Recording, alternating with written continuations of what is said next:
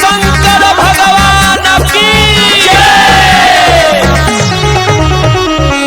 कही रउआ से कहदी निवेदन कली कबूल बाबा हमरो आवेदन बाबा हो।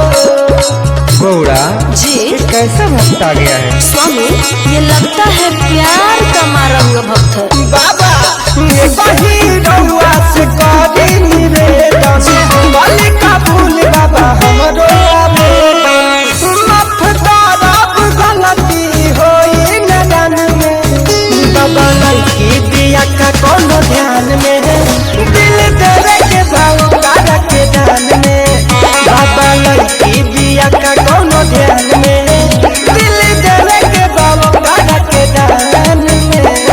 नारायण नारायण प्रेम से बोली बाबा बासुकीनाथ की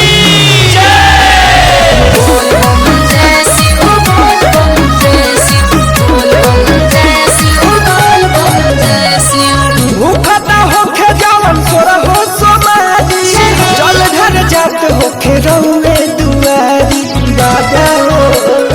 प्रभु, इस गांव में सबसे ज्यादा पूजा कौन करते हैं? ये पता तो नाथ जी बताएंगे। नारायण नारायण।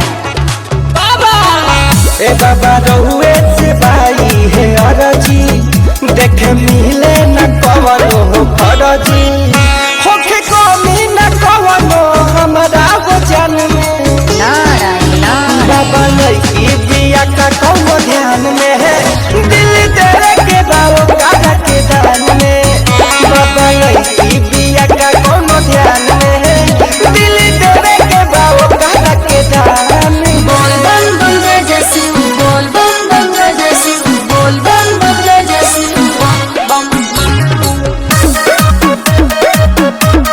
जय शिव जय शिव जय शिव जय शिव। बाबा हे दिल के फील नहीं खे ए दिल के लेके हम का करे अयो अयो रसिया जी तू के बार हुए प्रयास जी सुनिए बाबा नहीं करब निरस जी माता हो।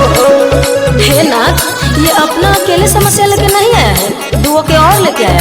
अच्छा सुन लीजिए क्या सुन जल ढारे के दे दी निशानी हम बना के रखब के रानी कृष्णा छोटे बसई है परान में बाबा लड़की बिया का कोनो ध्यान में है दिल तेरे के बाबा काला के दान में बाबा लड़की बिया का कोनो ध्यान में है दिल तेरे के बाबा काला के दान स्वामी, में। ये सतयुग का भक्त नहीं है, कलयुग का भक्त है, इस पे दया कीजिए। पूजा पहले मनी कुछ तो सोचिए हमरा बारे में।